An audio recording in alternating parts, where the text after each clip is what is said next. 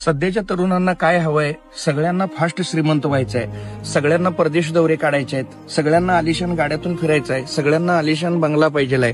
आणि हे सगळं त्यांना असं वाटतं की एखादा धंदा सुरू केला, उद्योग सुरू केला, एखादा स्टार्टअप सुरू केला, लगेच 2-3 वर्षात मला या सगळ्या गोष्टी मिळायला पाहिजेत.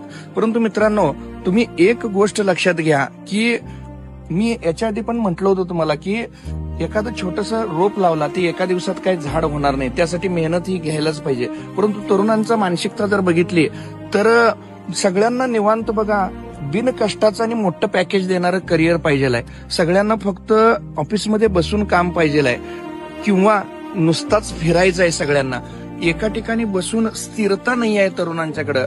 तर चंचल मन दुःखाचा आगर आहे, तर स्थिर मन सुखाचं सागर आहे. तुम्ही कुठलाही धंदा, उद्योग, व्यवसाय केला, तुम्ही स्थिर राहिलं पाहिजे, शांतपणानं विचार केला पाहिजे. कुठलाही धंदा, उद्योग आणि स्टार्टअप तुम्ही चालू केला म्हणून चालत नसतोय, तो चालवावा लागत असतोय. त्यासाठी वेगवेगळे प्रयत्न करावं लागत असतात, त्यात स्थिरता ठेवायला लागत असत्या, तरच तुमचा कुठलाही धंदा यशस्वी होऊ शकत असतो.